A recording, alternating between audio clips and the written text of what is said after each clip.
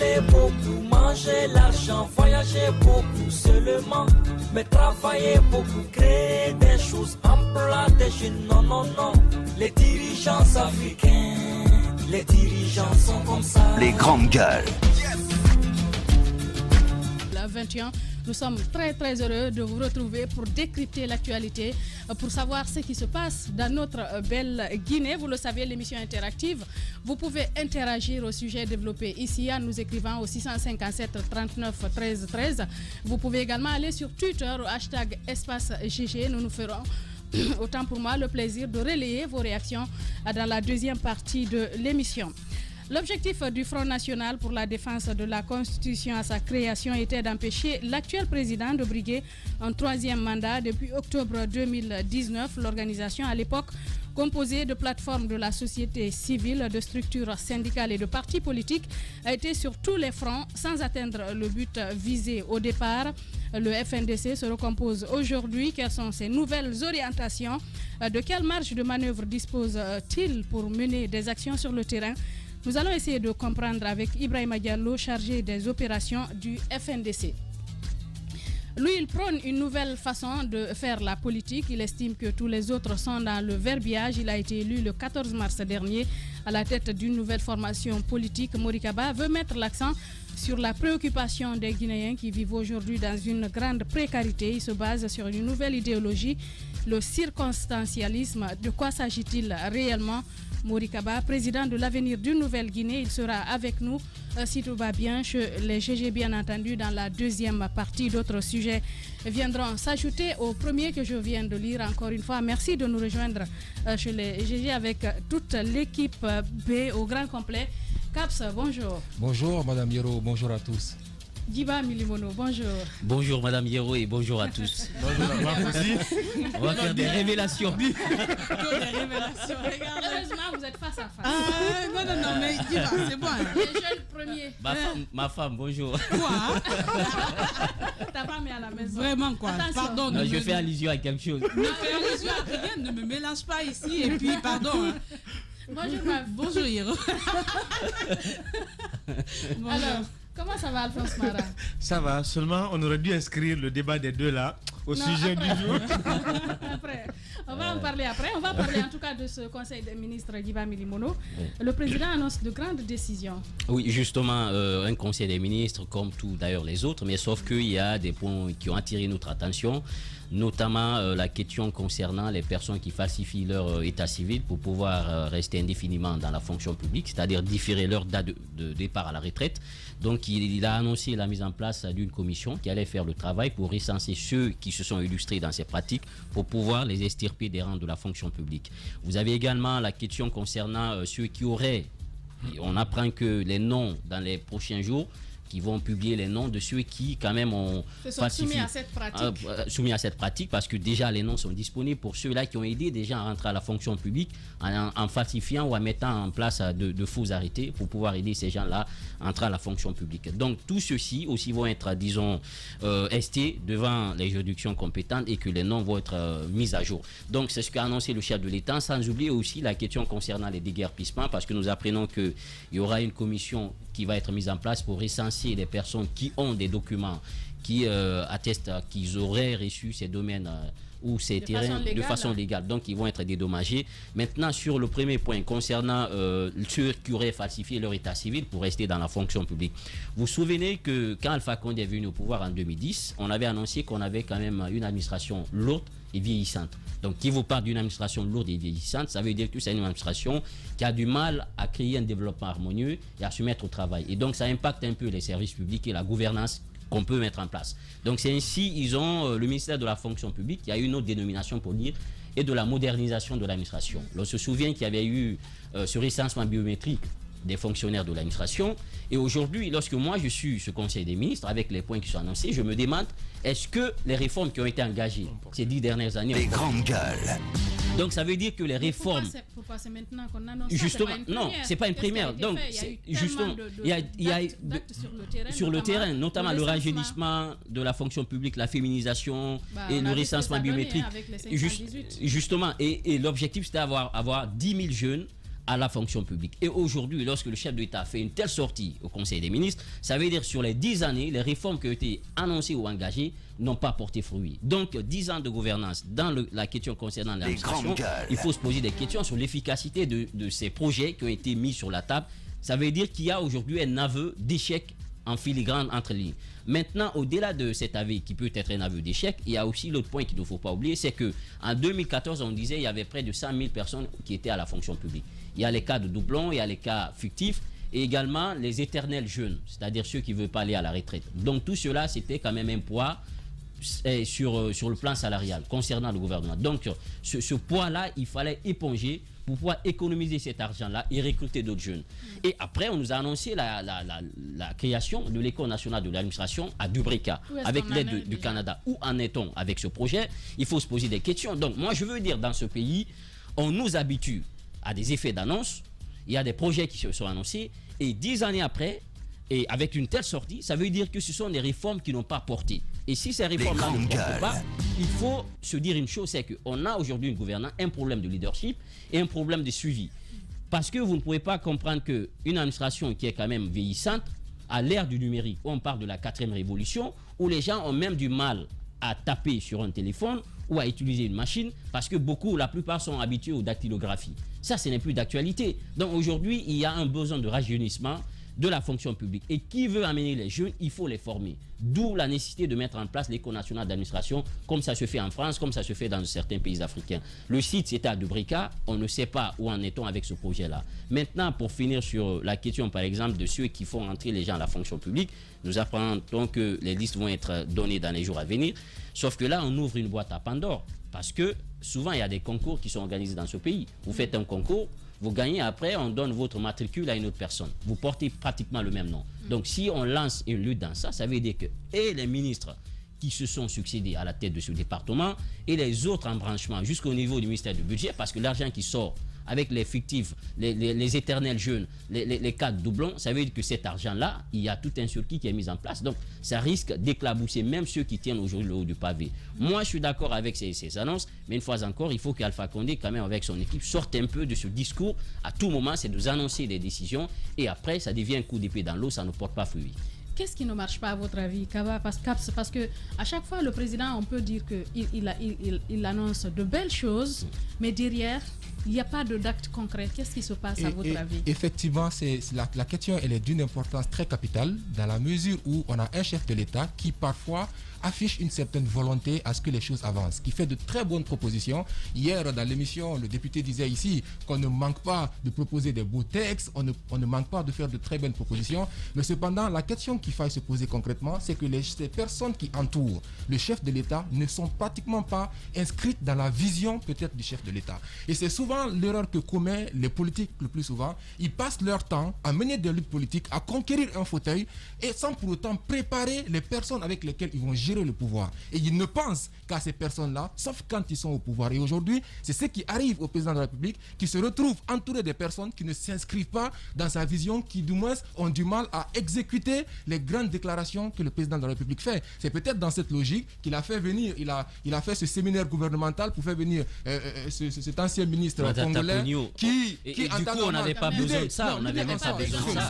Ce que j'ai envie de relever, c'est pas quand même un exemple. Ce que j'ai envie de relever qui est important, c'est que l'idée en soi, c'est une très bonne idée de faire ce séminaire gouvernemental afin de pouvoir connecter émotionnellement ce que le président de la République veut obtenir pour le pays et ce que veut ces différents ministres. Mais la personne choisie, qui est le monsieur qui est venu, ne connaît pas les véritables réalités, c'est un homme de réalité, c'est la personne qui n'est pas bien choisie. Et donc le chef de l'État, ce qu'il doit faire aujourd'hui, c'est de plus construire autour de lui des personnes qui peuvent exécuter sa mission et de sortir encore une fois dans les récompenses au niveau des postes. Et moi, ce que j'ai envie de relever, un autre point important qui dénote encore une fois que le chef de l'État fait de très belles annonces et que les gens ne suivent pas dans l'exécution. On a vu le président de la République lors du Investment Forum où il est sorti pour dénoncer ces fonctionnaires qui falsifiaient leurs dates, etc. Et on revoit hier dans le conseil qui demande la mise en place d'une commission. Normalement, c'est pas au chef de l'État de dénoncer. C'est pour vous dire, encore une fois, c'est pour vous dire. C'est bien de dire qu'il a de belles idées, mais que derrière, son entourage ne suit pas. Vous êtes un leader, le leader. Le leader donne la vision. Si les autres n'arrivent pas, vous changez. C'est ce que j'ai envie de relever dans ce studio-là. Et vous faites appliquer la loi. C'est un exemple pour montrer effectivement qu'encore une fois, le président fait de grandes orientations, mais il n'y a pas des exécutants en réalité. Il faut à chaque fois que ça soit lui qui décide de faire quelque chose et qui prenne les actes et qu'on le voie derrière des personnes. Quand vous prenez la fonction publique, ça veut dire que le ministère de la fonction publique ne fait pas son travail. Si on doit mettre en place une commission qui sera chargée d'aller déceler ou identifier et recenser ces personnes-là qui sont des éternels fonctionnaires à la fonction publique, qui des fois on ne sait même pas comment ces gens sont rentrés, il faut se poser des véritables questions. Qu'est-ce qu'ils font là? Et s'ils ne sont pas inscrits dans sa dynamique, encore une fois, qu'ils enlèvent ces personnes, qu'ils mettent ceux-là qui peuvent faire avancer le pays, qui peuvent s'inscrire dans sa dynamique. La deuxième chose que j'ai envie de relever, c'est par rapport à ce vérificateur général qui aura pour objectif d'aller à l'université de Somphonia. Hier, je suivais le reportage dans le JT d'Espace Justement par rapport aux orientations. Par rapport aux orientations qui doit aller, parce qu'aujourd'hui, on sent cette pléthore au sein de l'université de Somphonia. On a du mal à comprendre comment est-ce possible. Avant d'orienter, on sait à la base, il y a combien de places qui sont disponibles. Mais ce qui explique ça, c'est que la plupart des étudiants ne veulent pas aller à l'intérieur du pays, ou du moins ne veulent pas aller là où on les a orientés parce que ces endroits ne les correspondent pas. Et si ce vérificateur général fait son travail comme ça se doit, ils vont démanteler beaucoup de choses, parce que le plus souvent, c'est ceux-là qui sont au sein de ces universités-là qui prennent de l'argent avec certains étudiants pour les permettre justement de faire partie de l'université de Somphonia. Et au-delà de ça, il faut aussi comprendre qu'est-ce qui amène justement les étudiants parfois à pouvoir se prêter à ce genre de pratique, pour en fin de compte sensibiliser ces jeunes afin qu'ils puissent accepter parfois d'aller dans les écoles professionnelles, bien entendu en mettant en place ce qu'il faut pour. Et au-delà de ça également, au sein de ces mêmes universités-là, il faut quand même qu'on nous dise, à l'université de Somphonia, il y a énormément de places. Pourquoi jusqu'à présent, on n'a pas encore pu construire de nouvelles salles de classe pour qu'on puisse étendre un petit peu, parce que le besoin, il est là. C'est quand même un vaste domaine. C'est un très vaste domaine. Et n'oubliez pas, pourquoi alors ne pas revenir en libérant un certain quota d'étudiants au sein de certaines universités privées? S'ils ont fait le toilettage, ils ont compris. Et aujourd'hui, ils se rendent compte qu'ils ne sont pas à même, surtout dans les situations qu'on est en train de vivre aujourd'hui, situation Covid. Pourquoi ne pas négocier avec ces universités privées pour déléguer un certain nombre d'étudiants là-bas? Justement. Ils ont arrêté d'orienter dans les universités privées. Oui, aujourd'hui, parce le que besoin, il est là. Le problème, c'est que dans ce pays, on prend des décisions, on ne mûrit pas les réflexions. Mais il y avait quand même toute une magouille. Justement, oui, il y avait une magouille. Je pense qu'on pouvait peut-être lutter contre cette magouille. Mais attention, si on n'a pas cette capacité d'accueillir tous ces étudiants qui sortent de ces lycées, je pense qu'il faut aller progressivement. Mais aller tout d'un coup, comme ça, tout d'égo, et interdire l'orientation dans les universités privées, alors qu'on n'a pas d'infrastructure pour accueillir ces jeunes, ça crée notre problème. Et aujourd'hui, on est rattrapé, évidemment, effectivement, par cette décision en amont. Donc aujourd'hui, je pense que c'est ce nombre, moi je l'ai vu hier à la télévision, où des gens sont même à la déventure, arrêtés à la déventure. On a vu le recteur justifier cela pour dire que dans d'autres pays aussi ça se fait, ce qui n'est pas une pratique normale, surtout en situation de Covid. On parle de 8000 qui ont été orientés à Somphonia. Gamal, on parle de 2000. Je pense que Kindia, c'est autour de 4000 ou 5000. Les Erekori, je crois c'est 2000. Cancan, 6000. À peu près. Il faut de nouvelles infrastructures. Il faut de nouvelles infrastructures, ou du moins renégocier les universités privées pour amener un certain quota là-bas. Et moi, je voudrais également saluer quelque part la performance aussi du ministère de la Santé à travers également l'ANSS qui aujourd'hui, avant-hier, je crois, hier avant-hier, on connaissait la sortie du dernier... tu vas dans tous les sens là. Ça c'est revue de presse. Ça c'est une revue. Non, il a souligné dans le Conseil des ministres. Ça a été souligné dans le Conseil des ministres. Il est quand même important de relever. S'il y a de bonnes choses qui sont faites, il faut relever. Ça encourage ces gens à aller. Aujourd'hui, Ebola, le dernier cas qui était hospitalisé est sorti. Ça c'est bien, c'est parce que quelque part ça a bien marché et donc on attend d'eux également de faire les mêmes choses afin qu'on puisse finir avec Covid. Le décompte en tout cas est lancé. C'est 42 jours je crois. 60 jours pour déclarer la fin de l'Ebola. Alors on continue avec ce Conseil des ministres. Justement, il y a aussi, on a annoncé notamment cette possibilité d'indemnisation pour les des victimes de déguerpissement. Le chef de l'État l'a dit, tous ceux qui auront des documents légaux pourront être indemnisés. Effectivement, vous savez, en Guinée, la question de l'urbanisme a manqué. Les populations ont pris de l'avance sur l'État. Ce qui se doit, c'est que l'État aménage un espace, apporte tout ce qu'il y a comme vivrier, eau, routes, infrastructures publiques, pour que les populations s'y installent. Mais en Guinée, notre État a tellement dormi que les populations ont pris 100 ans d'avance sur l'État. Aujourd'hui, on se retrouve dans des situations où, Et il faut noter, il y a un facteur très important qu'il faut noter, c'est qu'en Guinée, la terre appartient aux coutumiers, sauf des domaines réservés et dédiés à l'État. Ce qui a fait que l'octroi a été sauvage. Les gens, comme du moment où la terre appartenait aux coutumiers, La terre appartient aux coutumiers, mais l'État peut s'en saisir à tout moment oui. quand il y a utilité. Maintenant, le souci, c'est quoi? C'est qu'on a installé les gens sans pour autant respecter certaines règles. L'urbanisation de nos villes est totalement sortie de toutes les règles. C'est en Guinée, vous voyez quand même qu'il faut traverser la cour de quelqu'un pour accéder à chez vous. Ça, c'est parce que l'État n'est pas intervenu au bon moment. Ce qui est en train de se passer, c'est déguerpissement des emprises et des espaces appartenant à l'État. Il y a certaines personnes aujourd'hui en Guinée qui disposent de décrets présidentiels les ayant octroyés des domaines qui appartenaient autrefois à l'État. Il y en a qui disposent de d'autres documents légaux qui fait de propriétaires de là où ils sont installés, même si préalablement ça appartenait à l'État. Donc aujourd'hui, ces personnes-là qui disposent de documents, de titres fonciers, de décrets, d'arrêtés ou de tout autre document légal pouvant justifier la propriété, ne serait-ce que d'un domaine autrefois appartenant à l'État qui est revenu à leur portefeuille, ces gens-là peuvent être dédommagés. Mais le malheur, c'est quoi? Aujourd'hui, le président dit qu'il va mettre une commission en place pour accompagner ces gens-là. Moi, j'ai envie de me poser la question. Ceux qui ont été préalablement déguerpis dans Kaporo, dans d'autres zones, qu'est-ce qui a été fait pour eux? Et aujourd'hui, qui va suivre le dossier? Parce qu'il ne s'agit pas de mettre une commission en place. Il y a tellement de commissions qu'on a mis en place en Guinée. Il y a tellement de cellules qu'on a mis en place en Guinée pour certaines situations. Mais ça conduit où? Il le disait tout à l'heure, tant que le président de la République lui-même, là où il y a le malheur du président, c'est quoi? C'est que quand il prend une décision ou quand il annonce une initiative, il faut que lui-même soit le maçon. C'est-à-dire qu'il prenne l'appel pour aller sur le chantier, sinon ça ne se fait pas. Donc aujourd'hui, la commission qu'il va mettre en place, j'espère que la commission sera dirigée par lui en personne. Non, écoutez, c'est ce que je suis en train de dire. Madame Yero, c'est un fait que je suis en train de dénoncer.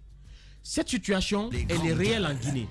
Quand le président prend une décision, met en place des commissions pour gérer des situations, tant que le président lui-même n'appelle pas pour crier sur des gens, ce problème ne se règle pas. Donc aujourd'hui, cette situation, il faut que le président confie ça à quelqu'un de confiance. Une personne sûre de pouvoir conduire... Non, c'est son fils quand même, c'est son fils spirituel qui est ministre, donc on espère qu'il va pouvoir conduire ce dossier à bon terme. Parce que ces gens qui ont été déguerpis, il y en a, c'est vrai, qui sont installés dans des zones autrefois appartenant à l'État, mais qui disposent de documents légaux qui fait de propriétaires de là où ils étaient. Donc quand le président parle de cette initiative, c'est bon d'annoncer, mais il faut que les actes suivent.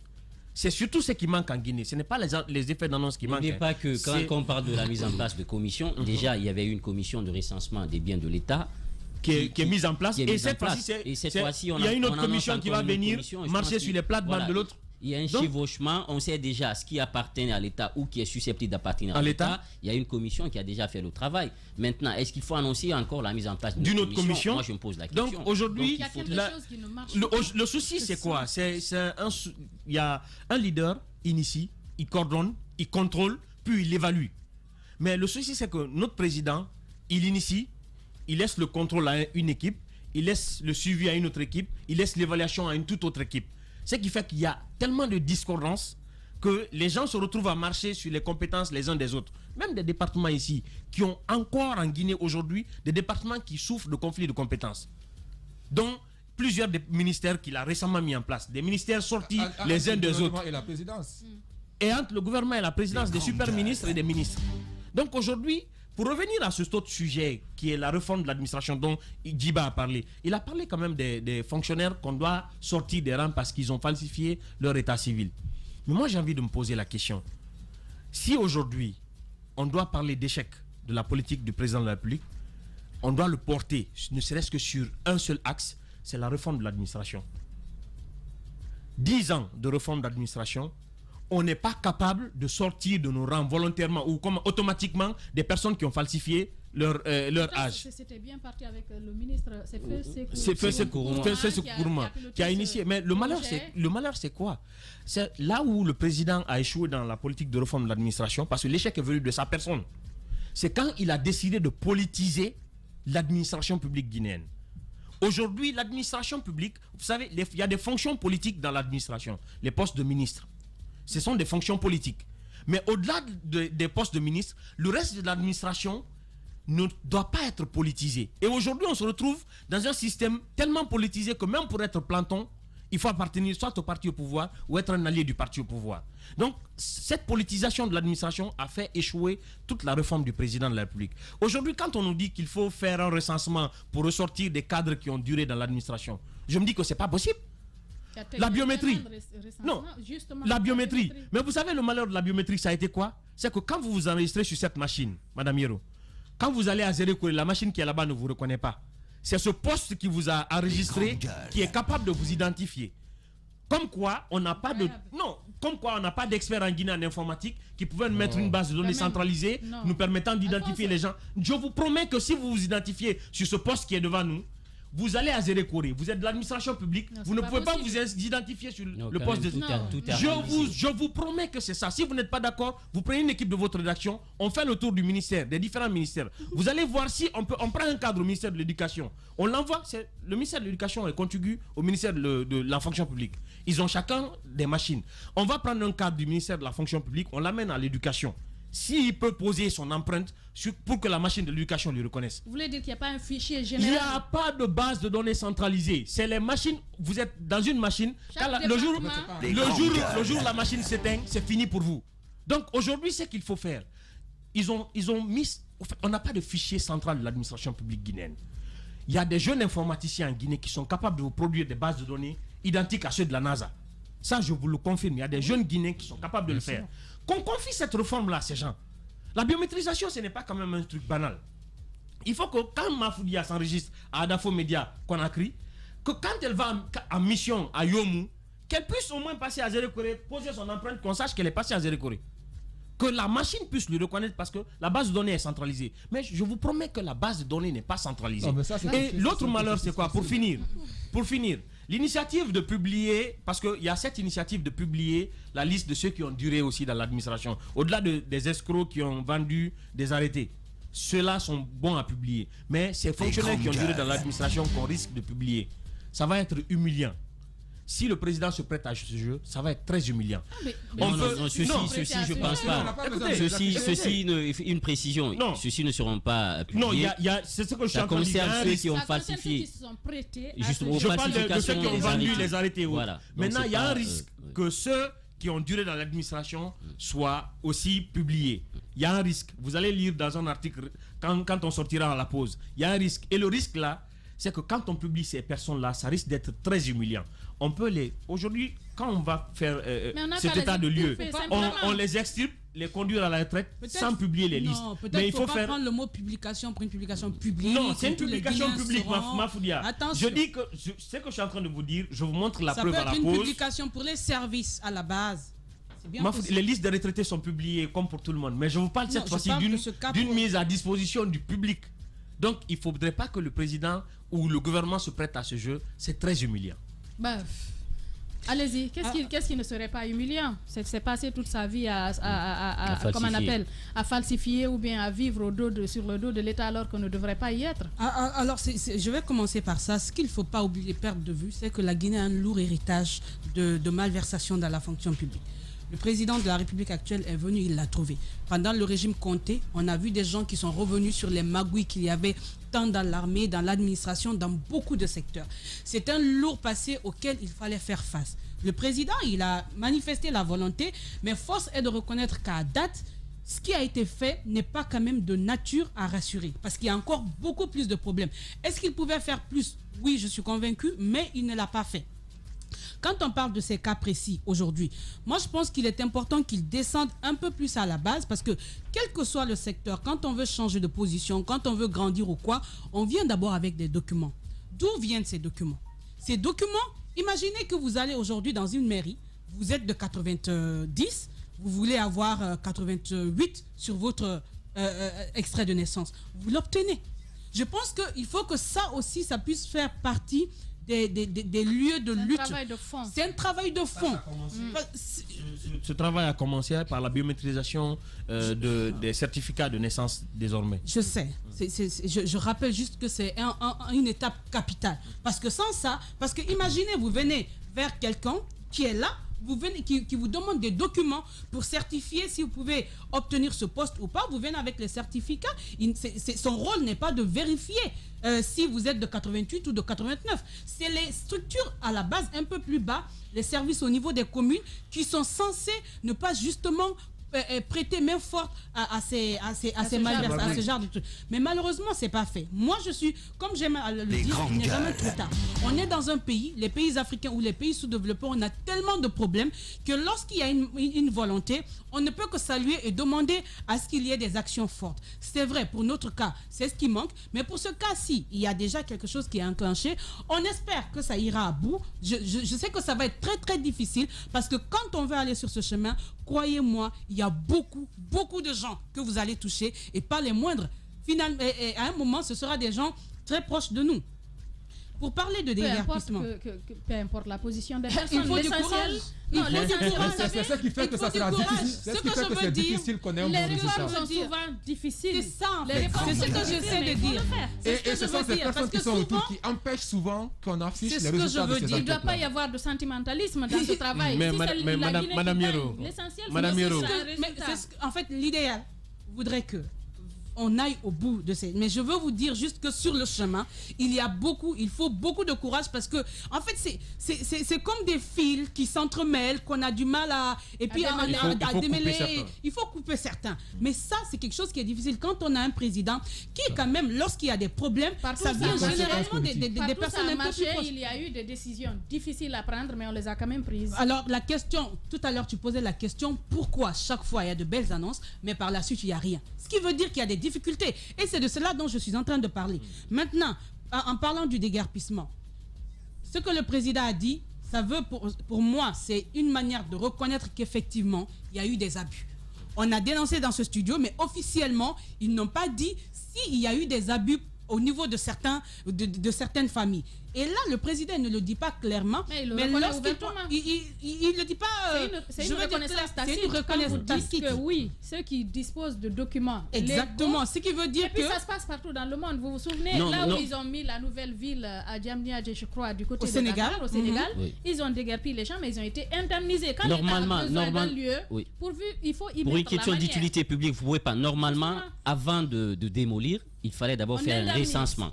On indemnise, après on démolit. Mais moi j'ai une crainte. On fait les relocalisations, voilà, une compensation et tout. Moi j'ai une crainte qui est l'effet boomerang dans cette histoire. On a vu Kapororaï.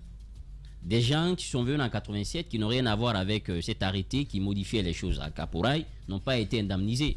Et si on commence à indemniser ces personnes qui ont été déguerpies sur le long des emprises ou autres, il peut y avoir des voix qui sont s'élevées pour dire attention, il y a deux poids, deux mesures. Je pense qu'il faut justement éviter d'aller sur ce terrain. Il faut faire une agrégation des exigences. En fait, ce que je veux dire, il y avait Kapororaï quand on a indemnisé, par exemple, ceux qui étaient sur la route Koya, quand il fallait y avoir le projet. Il y avait un amont à Kapororaï. Je pense qu'il y a des urgences qu'on n'a pas forcément besoin de relier à quelque chose qui s'est passé un peu plus loin dans la date.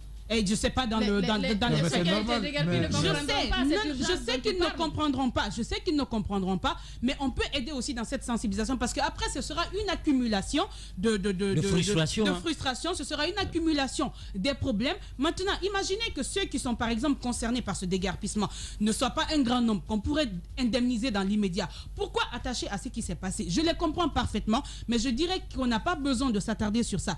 D'identifier déjà ces familles qui sont concernés et aussi le plus important parce que le déguerpissement est en cours, d'éviter de commettre les mêmes erreurs. Donc il est encore temps pour les localités qui restent d'avoir un peu plus de sérieux, de regarder ce qui est fait, les maisons qui sont cochées, est-ce que c'est justifié avant de les toucher parce qu'en même temps on ne peut pas savoir qu'il y a des abus et continuer à commettre des abus, des erreurs. Donc il faut le corriger dès maintenant. Cette commission dont on parle rapidement, ce que je veux dire. Je suis d'accord avec Alphonse Mara, il y a des problèmes, mais je pense que le gros souci, c'est au niveau du président de la République. Il ne peut pas faire tout. À lui seul, il ne peut pas. Tout ce qu'il peut faire, je crois, c'est de permettre qu'à tous les niveaux, même les secteurs les plus minimes, je ne sais pas, de façon que chacun fasse son travail et rende compte à qui le droit. Quand vous allez dans les services, les petites directions, les services, ils ont les chefs hiérarchiques, et ainsi de suite, jusqu'au gouvernement, chef de cabinet, gouvernement, présidence. Il faut qu'on respecte en fait ce schéma. Tant qu'on ne respecte pas, qu'on mette en place toutes les commissions, mais il y aura ce chevauchement qui ne va pas aider dans la réglementation. Mafoudia Bangoura, voilà ce qu'on pouvait essentiellement dire sur ce sujet, et les grandes gueules continuent sur Radio Espace Guinée. Les grandes gueules sur Espace, c'est la représentativité de la diversité de la société guinéenne. Ils n'ont jamais peur de défendre leurs idées. Entre débats animés, accrochages et éclats de rire, 2 heures de talk show pour parler, décrypter et débattre de l'actualité et des véritables préoccupations des Guinéens. De 9h à 11h sur Radio Espace et en simultané sur Espace TV. Les grandes gueules à retrouver juste après l'émission sur guinée114.com. Merci à tous de votre fidélité. Merci de nous écouter sur Fraternité FM du côté d'Omamou, la ville Carrefour. Vous nous écoutez également à Farana sur Bambou FM. Merci à tous de pouvoir nous écrire, d'interagir au sujet au 657 39 13 13, mais aussi sur Twitter, #espace GG. L'objectif du Front National pour la défense de la Constitution à sa création était d'empêcher l'actuel président de briguer un 3e mandat. Depuis octobre 2019, l'organisation à l'époque composée de plateformes de la société civile, de structures syndicales et de partis politiques a été sur tous les fronts sans atteindre le but au départ visé. Le FNDC se recompose aujourd'hui. Quelles sont ses nouvelles orientations? De quelle marge de manœuvre dispose-t-il pour mener des actions L'idée sur des le grandes terrain? gueules n'est pas d'être un petit village. Ibrahima Diallo, chargé des opérations du FNDC, il sera en direct avec les grandes gueules. Lui, il prône une nouvelle façon de faire la politique. Il estime que tous les autres sont dans le verbiage. Il a été élu le 14 mars dernier à la tête d'une nouvelle formation politique. Mori Kaba veut mettre l'accent sur la préoccupation des Guinéens qui vivent aujourd'hui dans une grande précarité. Il se base sur une nouvelle idéologie, le circonstancialisme. De quoi s'agit-il réellement? Il va essayer de nous expliquer dans la deuxième partie donc, de l'émission. Encore une fois, merci de nous rejoindre. Nous partons donc sur le terrain d'Iba Milimono avec Ibrahima Diallo qui est en direct. Les grandes gueules. Ibrahim Diallo, bonjour. Bonjour Diba et bonjour à toute l'équipe des Grandes Gueules. D'accord. On sait que la mission, disons, manifeste de FNDC, c'était le 3e mandat, en l'occurrence la Constitution. Aujourd'hui, c'est chose faite et finalement, vous décidez de remettre les choses au goût du jour pour continuer à mener cette lutte. Est-ce que finalement, on peut d'abord connaître aujourd'hui la position du FNDC par rapport à cette approche qu'elle veut développer pour les prochains mois? Oui, merci beaucoup. Et tout d'abord, comme vous le savez, nous avons marqué une pause pour pouvoir faire le bilan du combat que nous avons engagé depuis le 3 avril 2019. Et par la suite, nous avons engagé des consultations, des concertations avec nos antennes à l'intérieur du pays, mais aussi au niveau de la diaspora, pour savoir quelle est la nouvelle orientation du combat citoyen que nous allons continuer à mener. Donc par la suite, à l'unanimité, les membres du FNDC ont décidé de poursuivre le combat contre le 3e mandat en maintenant notre position de non-reconnaissance de toutes les institutions issues du coup d'État constitutionnel. Mais par ailleurs, les membres ont décidé d'élargir le combat citoyen aux revendications sociales parce que, comme vous le savez, depuis qu'on a engagé le combat contre le 3e mandat, sur des questions sociales, il y a un vide systématique. Les citoyens se retrouvent sans défense. Vous avez eu la preuve lorsqu'ils ont commencé le déguerpissement, les casses et autres. Il n'y a eu pratiquement aucun mouvement pour pouvoir prendre position et rappeler à l'État qu'il a le droit de récupérer les domaines. Là également l'obligation de voir comment indemniser les gens ou bien recaser les victimes. Donc voilà en quelque sorte ce qui a motivé la réorientation du combat du FNDC. Ibrahima, aujourd'hui, à l'issue du bilan que vous avez fait, à la suite de votre combat, qu'est-ce qui n'a réellement pas marché? Dites-nous. Bon, je crois que ça, c'est au niveau interne. Nous avons évalué ce qui a marché et ce qui n'a pas marché au niveau interne. Et nous avons discuté pour pouvoir parfaire ce qui n'a pas marché afin d'évoluer. Et justement, qu'est-ce qui n'a pas marché?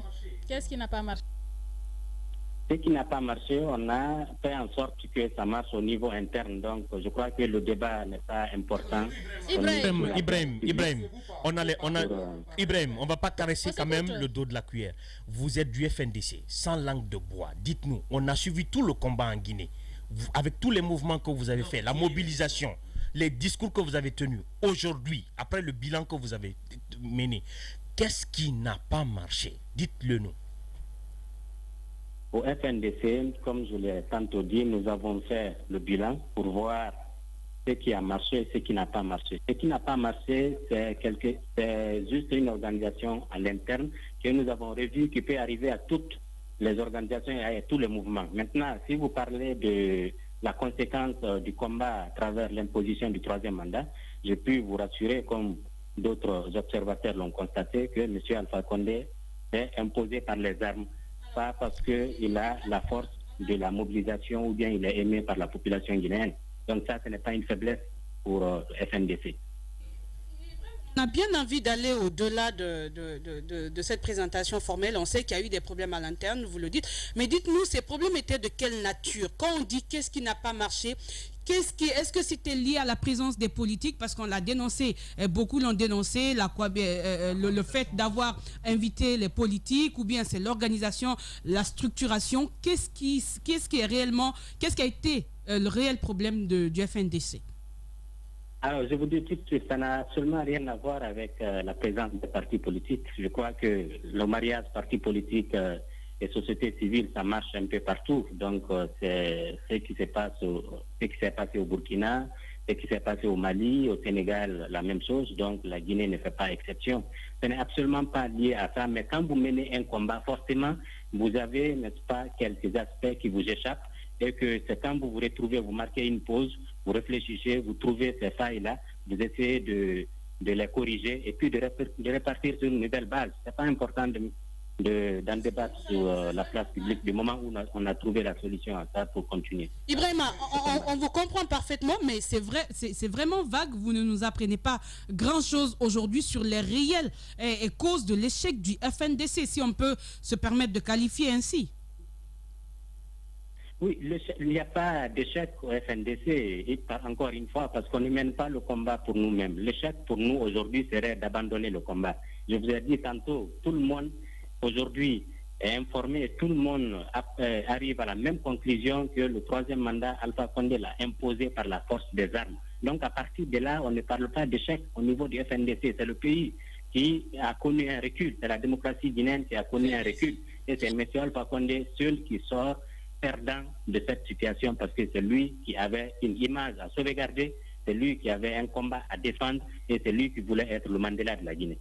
Ibrahim Diallo, on comprend que le FNDC n'a pas échoué, c'est la forme de la lutte qui va changer. Et moi, ce que j'apprécie, c'est ce moment de recul que vous avez quand même pris. Après ce moment de recul-là, vous n'estimez pas que par respect pour ce peuple qui a combattu autour de vous ce troisième mandat du président de la République, que vous mettez au devant de ces gens-là votre bilan pour qu'ils sachent en réalité quelles sont les leçons que vous avez tirées, parce que ça y va de la confiance que le peuple peut porter sur vous, sur les nouvelles orientations que vous voulez donner avec la nouvelle forme du FNDC, parce qu'on sait déjà qu'on a eu les forces sociales par le passé. Vous voulez mener une lutte sociale, c'est pas votre première fois de venir sur une lutte sociale, et vous ne pensez pas qu'aujourd'hui il est important que vous communiquiez clairement aux yeux du public, encore une fois, pour pouvoir regagner la confiance de ce peuple-là?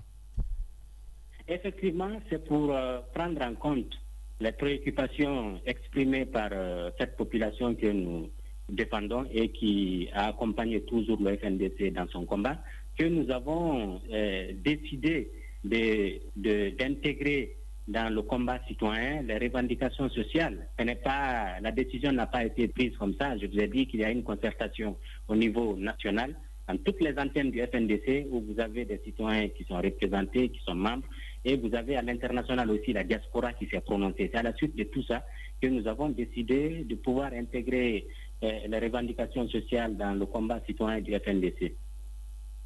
Moi, j'ai envie de comprendre, Ibrahim. Ibrahim, moi, j'ai envie de comprendre. Votre nouvelle réorientation fera de vous une force sociale. Cette fois-ci, je ne sais pas, quels seront les axes sur lesquels vous allez vous baser pour mener votre combat? Est-ce que le nom FNDC même, est-ce que le nom FNDC irait avec les nouvelles orientations du FNDC?